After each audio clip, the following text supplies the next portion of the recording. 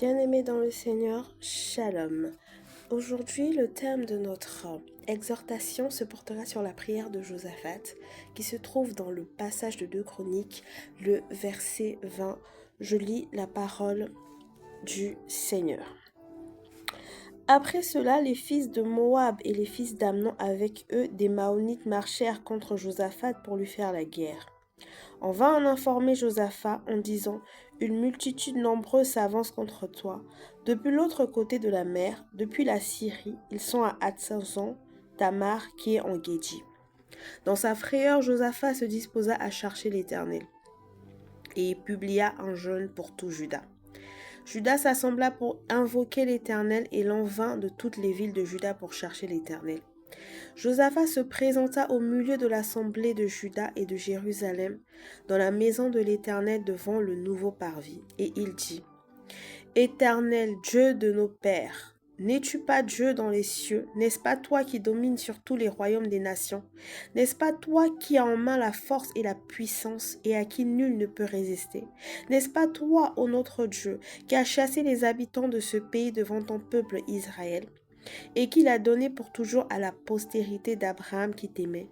Ils l'ont habité et ils t'y ont bâti un sanctuaire pour ton nom en disant : S'il nous survient quelque calamité, l'épée, le jugement, la peste ou la famine, nous nous présenterons devant cette maison et devant toi, car ton nom est dans cette maison. Nous crierons à toi du sein de notre détresse et tu nous exauceras et tu nous sauveras. Maintenant voici les fils d'Ammon et de Moab, et ceux de la montagne de Séir, chez lesquels tu n'as pas permis à Israël d'entrer quand il venait du pays d'Égypte, car il s'est détourné d'eux et ne les a pas détruits. Les voici qui nous récompensent en venant nous chasser de ton héritage, dont tu nous as mis en possession, ô notre Dieu. N'exerceras-tu pas tes jugements sur eux, car nous sommes sans force devant cette multitude nombreuse qui s'avance contre nous, et nous savons que faire, mais nos yeux sont sur toi. Alors, ce chapitre est assez lent, mais vu qu'aujourd'hui, l'exhortation portera que sur la prière de Josaphat, nous allons nous arrêter à la fin de cette prière. Alors, pour commencer, Josaphat signifie l'Éternel a jugé. Cette histoire parle de l'un des rois de Juda qui fut informé que les Moabites et les Ammonites, qui sont les descendants des fils de Lot, qu'il a eu avec ses 2 filles, qui voulaient lui livrer bataille.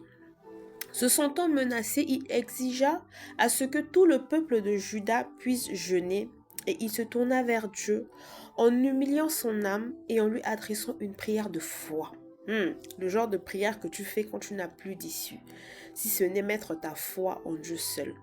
À travers cette prière, il y a beaucoup de leçons à retenir. La première leçon à retenir ici, c'est que dans les moments difficiles, quelle que soit la peur ou la douleur, la première solution est de courir vers Dieu et non vers les hommes. Bien-aimé, l'homme se réveille chaque jour avec des différents sentiments. Celui qui voulait t'aider hier peut se lever le lendemain et ne pas voir l'intérêt de t'aider. Mais Dieu, quand tu te tournes vers lui, il interviendra toujours parce qu'il t'aime d'un amour inconditionnel. La deuxième leçon est que Josaphat, en déclarant un jeûne national, si je peux le dire comme ça, parce qu'il a demandé à tout le peuple de Juda, de toutes les villes de Juda, de jeûner. Et en incitant le peuple à prier aussi pour cette situation, ça a créé une communion fraternelle.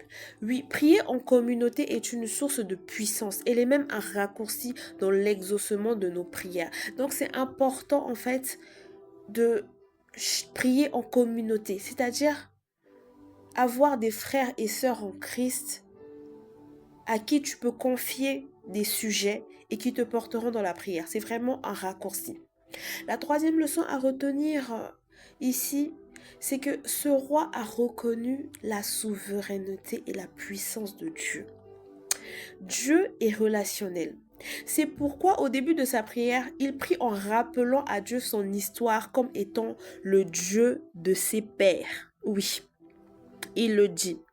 Car Dieu est le Dieu d'Abraham, c'est le Dieu d'Isaac, c'est le Dieu de Jacob, qui sont les descendants de ce roi de Juda qui s'appelle Josaphat. Dans la quatrième leçon à retenir, Josaphat a posé des questions rhétoriques à Dieu, en précisant qu'il comptait sur sa fidélité et sa justice pour avoir la victoire. Parce que, guys, il est important d'adorer et de faire la talakou de notre Créateur. Tout le temps, mais encore plus quand on est dans le désespoir. Ou bien, c'est lui le Dieu d'Abraham. Il est l'alpha et l'oméga. Donc nous devons à chaque fois lui rappeler cela, qu'il n'y a aucun autre Dieu comme lui. Il est omnipotent, omniscient et omniprésent. La cinquième leçon à retenir, c'est-à-dire que nous pouvons utiliser les promesses de Dieu pour façonner nos prières et renforcer notre foi, en restant dans l'attente de sa réponse. C'est ce que Josaphat a fait. En faisant référence à la dédicace du temple qui a été construit par Salomon, c'est par là il a rappelé à Dieu à quel point il était infini, à quel point il avait dit à David que ce ne sera pas David qui fera ce temple, mais ce sera son fils. Et son fils était qui? C'était Salomon. C'était les promesses que Dieu avait données à David. Et ces promesses se sont réalisées. Alors c'est pourquoi il rappelle à Dieu, Dieu, tu avais dit ça, mais tu n'es pas un homme pour mentir, ni un fils de l'homme pour te repentir. Alors ce que tu as dit, tu l'accompliras certainement. Nous devons à chaque fois rappeler à ces dieux, Dieu, tu m'as promis cela. Alors que ta volonté, que ta parole se fasse chair dans ma vie. Et ainsi, la dernière et la sixième leçon portera sur l'humilité de Josaphat.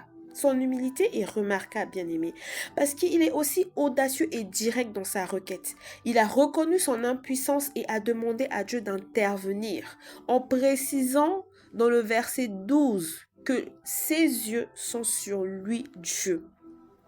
Et c'est important de toujours rappeler à Dieu qu'il est le rémunérateur, qu'il est celui qui délivre. À part lui, il n'y a aucun Dieu qui peut encore délivrer. C'est important en fait de toujours mettre ce Dieu sur un piédestal pour lui montrer à quel point il est puissant.